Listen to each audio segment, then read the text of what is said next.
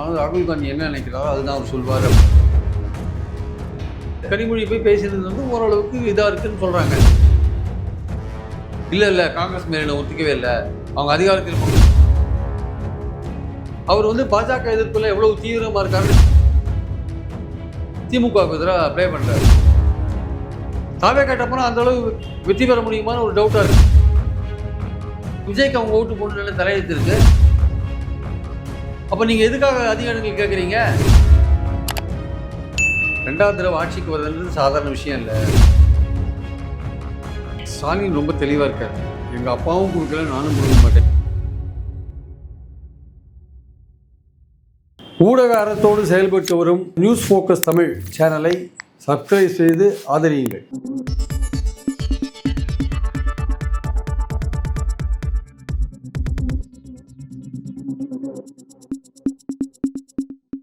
வணக்கம் சார். வணக்கம் சார். தமிழக அரசியலில் குறிப்பாக திமுக கூட்டணிக்குள்ள என்ன சிக்கல் போயிட்டு இருக்கு? மாணிக்க தாகருடைய அந்த அட்டாக்கு, திமுக மீதான அட்டாக் அப்படிங்கிறது உக்கிரமடையுது ஒரு பக்கம் பார்க்குறோம். அதே மாதிரி பார்த்தீங்கன்னா திமுக காங்கிரஸுக்கு இடையிலான அந்த சர்ச்சை, அந்த சலசலப்பு அப்படிங்கிறது ஒரு முற்று பெறாமல் அப்படியே போயிட்டே இருக்கு. இது எதை நோக்கி நகருது? நீங்கள் இது எப்படி பார்க்குறீங்க? மாணிக் தாக்கூர் வந்து ராகுல் காந்திக்கு ரொம்ப வேண்டியவர். அதனால மாணிக் தாக்கூர் என்ன சொன்னாலும் ராகுல் காந்தி என்ன நினைக்கிறாரோ அதுதான் அவர் சொல்வார் அப்படின்ற மாதிரிலாம் சில பேர் சொல்லிட்டு இருக்காங்க. அப்படிலாம் வந்து எனக்கு ஒன்றும் அந்த அளவுக்கு வந்து ராகுல் காந்தி நினைக்கிறத தான் அவர் பேசுகிறாரு இல்லை. ராகுல் காந்தியை பொறுத்த மட்டும் அவர் என்ன சொல்கிறார், ஸ்டாலினோட இருக்கிற ரிலேஷன்ஷிப் பற்றி எனக்கு அண்ணன் மாதிரின்னு அவர் சொல்கிறார். அதனால் ரொம்ப க்ளோஸ் ரேப்போடு இருக்காங்க.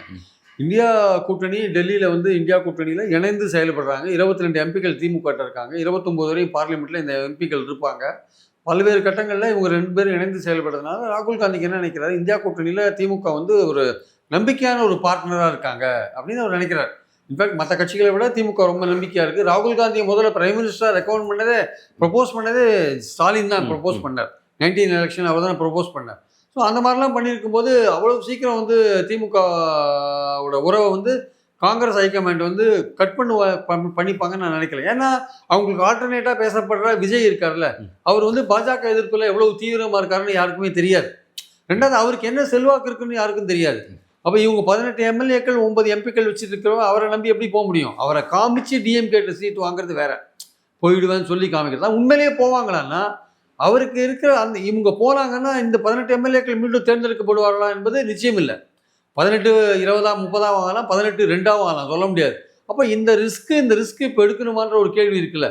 அதே மாதிரி 9 எம்பிக்கள் இருக்காங்க. 29லேயும் வந்து திமுகவோட போனீங்கன்னா அது அவங்களுக்கு அட்வான்டேஜாக இருக்கலாம். பட் ஆனால் இந்த 26 எலெக்ஷன்ஸில் விஜயோடைய செல்வாக்கு என்னன்னு தெரிஞ்சிடணும்.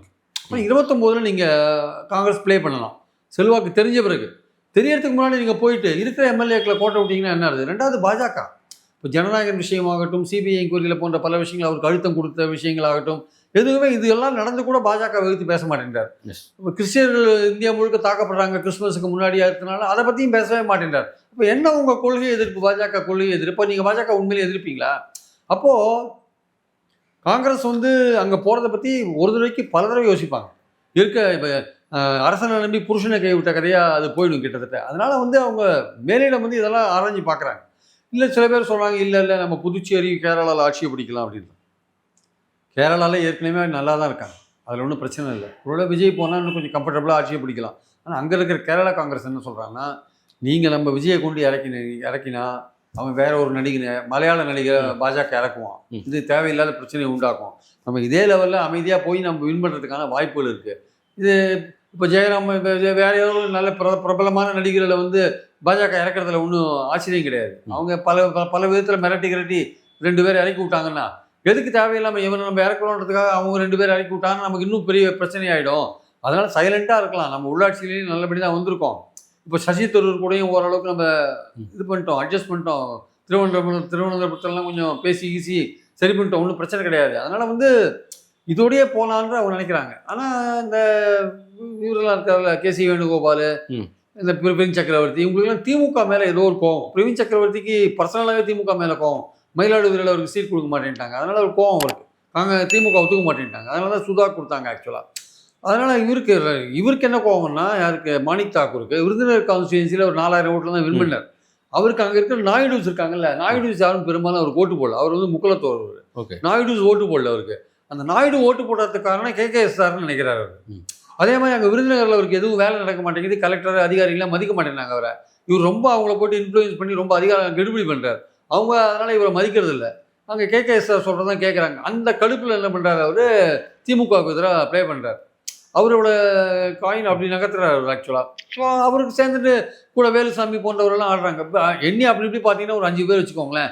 மற்ற எல்லாருமே என்ன நினைக்கிறாங்க, விஜய் காமிச்சு நம்ம டிஎம்கேட்ட கொஞ்சம் அதிகமான சீட்டு வாங்கலாம், ஆட்சியில் பங்கு கூட பெரிய கொடுக்க மாட்டேன்ட்டாங்க டிஎம்கே, அதிக சீட்டு வாங்கலாம், அந்த அளவுக்கு தான் பேசுகிறாங்களே தவிர தாவேக்காட்ட போகணும்னு யாரும் பேசலை.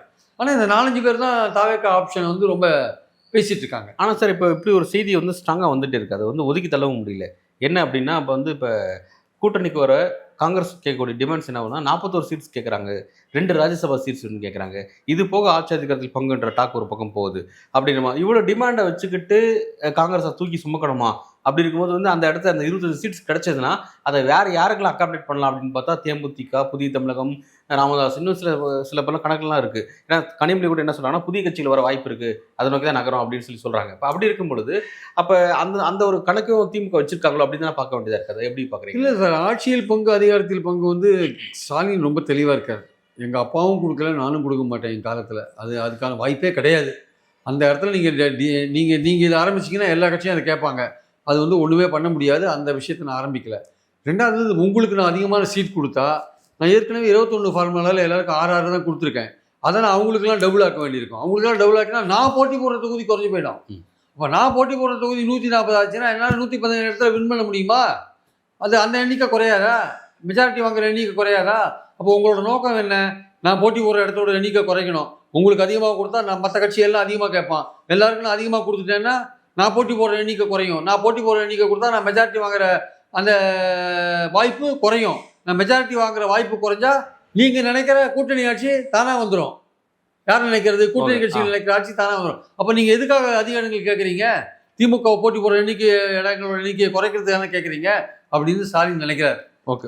அதாவது நேரடியாக நீங்கள் கூட்டணி ஆட்சி கிடையாதுன்னு சொன்ன உடனே உன் இடத்த குறைச்சி நீ மெஜாரிட்டி வரலன்னா என்னை சேர்த்து தானே ஆகணும் நீ. ஓகே, அப்படி ஒரு அந்த பாயிண்ட்ல அந்த கணக்கில் நீ வேலை செஞ்சீங்கன்னா, சாரி அதுக்கெல்லாம் நான் ஆள் கிடையாதுங்க, ஆளை விட்டுருங்க, போன வாட்டி 25 கொடுத்தேன், இந்த வாட்டி மேலே 2-3 கொடுப்பேன், ஆட்சியில் அதிகாரத்தில் பங்கு கிடையாது, இன்னும் புது கட்சிகள்லாம் நிறைய வருது, நான் ஒரு 13 இடத்த டிஸ்ட்ரிபியூட் பண்ணுறதா இருக்கேன். போன வாட்டி 188 இடத்துல உதயசூரியன் போட்டி போட்டுது, இந்த வாட்டி ஒரு 175 இடத்துல போட்டி போடலாம், 13 இடம் எக்ஸ்ட்ராவாக இருக்குது. தேமுதிக வந்தால் ஒரு 6 இடம் கொடுப்போம், மீதி ஒரு 7 இடம் இருக்குது. 7 இடத்துல நான் எல்லாருக்கும் ஆளுக்கு ஒவ்வொன்று எக்ஸ்ட்ராவாக கூட தரத்துக்கு ரெடியாக இருக்கேன். அதனால் வந்து இதுக்கு மேலே என்கிட்ட கேட்காதீங்க, கேட்டால் நான் போட்டி போடுற இடம் குறைஞ்சிரும். நான் 175 குறைஞ்சி போட்டி போடுறதுக்கு ரெடியாக இல்லை. ஏன்னா 117 இடத்துல நாங்கள் மெஜாரிட்டி வரணும். இது முக்கியமான எலெக்ஷன். 2வது தடவை ஆட்சிக்கு வருதுன்றது சாதாரண விஷயம் இல்லை. ரொம்ப கடுமையான போராட்டம். எங்கள் ஆட்கள்லாம் கீழ் லெவலில் ரொம்ப கடுமையாக வேலை செஞ்சுட்ருக்காங்க. 4-5 மாதமாக கீழே வேலை செஞ்சுட்ருக்காங்க. நீங்கள் யாரும் வேலை செய்ய போகிறதில்ல, எங்கள் ஆளுங்க தான் வேலை செய்ய போகிறாங்க. அதனால் நீங்கள் வந்து உங்களுக்கு நான் பல கட்சிகளுக்கு நான் வந்து இப்போ தேர்தல் செலவுக்கு பணமும் தர வேண்டியிருக்கு, இடமும் தர வேண்டியிருக்கு, அவங்களுக்காக ஒர்க் பண்ணவும் வேண்டியிருக்கு. அதனால் தயவுசெய்து நீங்கள் வந்து இதுக்கு மேலே கேட்காதீங்க. நீங்கள் 6 இடத்துல போட்டி போட்டாலும் நீங்கள் 25 இடத்துல போட்டி போட்டு 18 இடத்துல வின் பண்ணுறீங்க. இந்த வாய்ப்பு உங்களுக்கு வேறு எங்கே போனாலும் கிடைக்குன்னா நீங்கள் பார்த்துக்கோங்க. விஜய்கிட்ட போனால் உங்களுக்கு கிடைக்குமான்றதை நீங்கள் யோசிச்சுக்கோங்க. விஜய் வந்து பாஜக எதிர்க்கிறதுல தெளிவாக இருக்காரா, அதையும் பார்த்துக்கோங்க. அதனால் வந்து அவருக்கு என்ன செல்வாக்கு இருக்குது நீங்கள் கணிச்சுக்கோங்க. இருக்கிறத பெஸ்ட்டுன்னு பார்க்குறீங்கன்னா 3 எலெக்ஷன் நம்ம ஒன்றா வந்துட்டுருக்கோம். 3 எலெக்ஷன் நீங்கள் வெற்றியை பார்த்துட்டு இருக்கீங்க. இந்த வெற்றியை நீங்கள் இதுவரையும் தொடர்ந்து நீங்கள் தமிழ்நாட்டில் பார்க்காத ஒரு விஷயம். எதுக்காக நீங்கள் வந்து இந்த கூட்டணியை வந்து நம்ம முடிச்சுட்டு நீங்கள் போகணுன்னு நீங்கள் நினச்சிங்கன்னா அது நீங்கள் உங்கள் மனசாட்சியை கேட்டு பார்த்து நீங்கள் முடிவு பண்ணிக்கோங்க. நாங்கள் வந்து எல்லோரையும் அரவணைத்து கொண்டு போகணுன்னு தான் நினைக்கிறோம். ஆனால் ப்ராக்டிக்கலாக எங்களோட நிலைமை இதுதான். புதிய கட்சிகளை சேர்க்கணும்னு நினைக்கிறோம். ஏன்னா எந்த சான்ஸையும் விடக்கூடாது. நம்ம எதிரிகளை பலவீனமாக்கணும், நம்ம பலமாக இருக்கணும்னு நினைக்கிறோம். அந்த ஆங்கிளில் நான் ஒர்க் பண்ணிகிட்ருக்கேன். அதுக்கு நீங்கள் ஒத்துழைங்க. நீங்களும் வந்தீங்கன்னா பெட்டரு. அடுத்து 29 போகும்போது நீங்களும் ஸ்ட்ராங்காக இருப்பீங்க. நீங்கள் உங்கள் கட்சியை தாராளமாக வளருங்க. கடந்த 5 வருஷமாக நீங்கள் 19லேருந்து நீங்கள் எம்பிக்கெலாம் இருக்கீங்க, நீங்கள் எம்எல்ஏக்கெலாம் 21லேருந்து இருக்கீங்க. உங்கள் கட்சியை நீங்கள் வளர்க்குறதுக்கு நான் எந்த விதமான தடையும் சொல்லலை. நீங்கள் கட்சியை வளர்க்காத இருந்து நீங்கள் செல்வாக்கை சேர்க்காத இருந்தீங்கன்னா அதுக்கு நான் பொறுப்பு கிடையாது. நீங்கள் செல்வாக்கு காமிக்கணும். ஒரு மாநாடு போடுங்க, 10 லட்சம் பேரை கூப்பிடுங்க, 8 லட்சம் பேரை கூப்பிடுங்க. அது மாதிரிலாம் நீங்கள் செயல்பட்டு காமிச்சிங்கன்னா பார்க்குற மக்கள்கிட்ட உங்களுக்கு ஒரு ஆதரவு இருக்குன்னு தெரியும். நீங்கள் வந்து பூத் லெவலில் கமிட்டி போடுங்க. ஒரு 20 பேரை கொண்ட கமிட்டி ஒவ்வொரு பூத்துலையும் போடுங்க. 75,000 பூத் இருக்குது. இதெல்லாம் போட்டு காமிங்க. அப்போ உங்களுக்கு ஒரு ஆதரவு இருக்குன்னு நம்ம தெரிஞ்சுக்கலாம். நீங்கள் எதுவுமே பண்ணாத எனக்கு சீட்டு மட்டும் அதிகம் வேணும்னு சொன்னீங்கன்னா அதை எப்படி கொடுக்க முடியும் அப்படின்னு ஒரு தெளிவாக சொல்லிட்டார். அதுதான் கனிமொழி போய் அங்கே சொல்லியிருக்காங்க. அவங்க என்ன சொல்கிறாங்க, உங்கள் கூட நாங்கள் வரத்துக்கு ரெடி, நீங்கள் ஒரு நம்பிக்கையான பார்ட்னராக இருக்கீங்க, ஆனால் எங்கள் லோக்கல் ஆட்கள் வந்து திமுக எங்களை வந்து சரியாக நடத்தலை, கௌரவமாக நடத்தலை. அதான் அந்த தளபதி வர்சஸ் மாணிக் தாக்கூர்ன்ற பிரச்சனை சீரியஸாக போயிட்டு இருக்கு. அது முடியும் பார்த்தா தினந்தோறும் அதை பற்றின டாக் போயிட்டே இருக்கு. இதை எப்படி புரிஞ்சுக்க? இது வந்து அந்த திமுகவில் வந்து இப்போ கீழ்மட்டத்தில் சேர்ந்து வேலை செய்வாங்கன்ற அளவுக்கு போயிடுச்சு ஆக்சுவலாக. இவங்களை மாணிக் தாக்கூர்லாம் பண்ணுறதை பார்த்தீங்கன்னா கீழ்மட்டத்தில் காங்கிரஸே நாளைக்கு கூட இருந்தால் கூட திமுக எந்த அளவுக்கு ஒர்க் பண்ணுற லெவலில் போயிடுச்சு. அதனால இந்த போட்டி போடுற வாய்ப்பு கேட்குற எம்எல்ஏக்கள் எல்லாம் திட்டின்னு இருக்கிறாங்க மாணிக் தாக்கூரை. ஏன்னா இந்த ஆள் இது மாதிரி பேசிட்டு இருக்கான், நாளைக்கு அவன் வேலை செய்ய மாட்டான் அவன் கீழே அப்படின்னு மாணிக் தாக்கூரை திட்டின்னு இருக்காங்க. மாணிக் தாக்கூர் என்ன நினைக்கிறாரு, ஏதோ காங்கிரஸ் தொண்டர்களுக்காக நான் பேசுகிற மாதிரி நினைக்கிறாரு. அது உண்மை அது இல்லை. தேர்தல் வர சமயத்தில் நீங்கள் இதெல்லாம் பண்ணாதீங்க அப்படின்னு இவங்க சொல்கிறாங்க. மற்ற சமயத்தில் நீங்கள் வந்து பேசுங்க, சில சமயத்தில் நீங்கள் பேசலாம். தேர்தல் சமயத்தில் இதெல்லாம் பேசுனீங்கன்னா அது அவங்க திமுக தொண்டர்கள் மத்தியில் பசுமையாக இருக்கும். அப்போ அவங்க வேலை செய்ய மாட்டாங்க.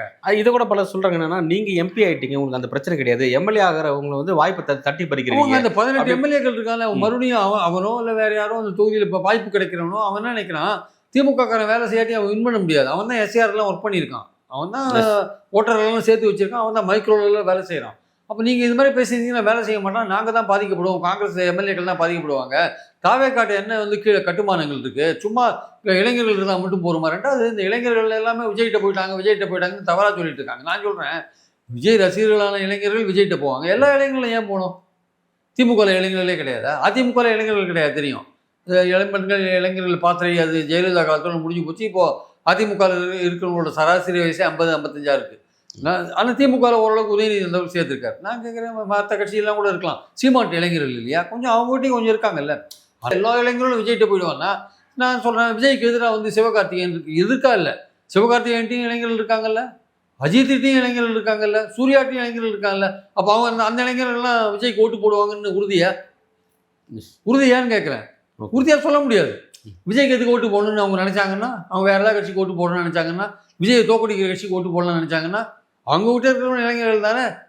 அவர்கிட்ட 4 ரசிகர்கள் இருந்தாங்கன்னா இவங்கெல்லாம் சேர்த்து 3 ரசிகர்கள் இருக்க மாட்டாங்களா? இவங்க 3 பேருக்கு ஆளுக்கு ஒவ்வொன்று வச்சுனோட 3 பேர் இருக்க மாட்டாங்களா? நீ விஜய்க்குன்னு விஜய்க்கு அவங்க ஓட்டு போடணும்னு தலையெழுத்து இருக்குது, என்ன இருக்குது? அவங்க இஷ்டப்படி தானே ஓட்டு போட போகிறாங்க, அவங்களும் இளைஞர்கள் தானே. அதனால் இளைஞர்கள் எல்லாமே விஜய் பக்கம் போயிட்டாங்கன்ற அந்த பாயிண்ட் இருக்குல்ல, அவர் ரசிகர்கள் போயிட்டாங்கன்னு சொல்லணும். ஒட்டுமொத்த இளைஞர்களும் விஜய்க்கு போடுவாங்கன்னு சில பேர் பேசிட்டு இருக்காங்க. அந்த ஒட்டுமொத்த இளைஞர்கள் சினிமா ரசிகர்களே கூட பிரிஞ்சு தான் இருக்காங்க. ஆக்சுவலாக அவங்களாம் விஜய்க்கு போடணும்னு கட்டாயம் கிடையாது, அவங்களும் இளைஞர்கள் தான். அன்றைக்கி அஜித் படத்தில் ஏதோ போய் விஜய் ரசிகர்கள் போய் தாவேக்கா கூட காமிச்சிருக்காங்க, அஜித் ரசிகர்கள் விரட்டி விட்டுருக்காங்க. ஆக்சுவலாக இந்த மாதிரி பல விஷயங்கள் அந்த வட்டாரத்துக்குள்ளே பல விஷயங்கள் போயிட்டு இருக்கு வச்சுக்கோங்க. அதனால் விஜயை பொறுத்த மட்டும் வந்து விஜய்கிட்ட எப்படி ஏன் போகணுன்னு காங்கிரஸுக்கு ஒரு கேள்வி இருக்குது. ஆக்சுவலாக வந்து அந்த கேள்வியும் மேலிடத்தில் வந்து யோசிச்சுன்னு தான் இருக்காங்க. அதனால் மாணிக் தாக்கூர் வந்து இப்போ ஏதோ வீராவேசமாக பேசலாம், ஆனால் எலெக்ஷன் வரும்போது அந்த எம்எல்ஏக்கள் போட்டி போடுறாங்கல்ல, அவங்க தான் வந்து யோசிக்கிறாங்க, என்னடா இப்படிலாம் மாணிக் தாக்கூர் நம்மளே சேம் சைட் கோல் போட்டுருக்காரு, நாளைக்கு நமக்கு தானே பிரச்சனை, அவங்க வந்து யோசிச்சுட்டு இருக்காங்க.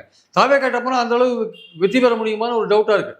அவரை நம்ம ஒரேடியாக ரூல் அவுட்டும் பண்ணவும் இல்லை, வெற்றி பெறுவார்னு சொல்ல முடியாது, வெற்றி பெற மாட்டார்னு சொல்ல முடியாது.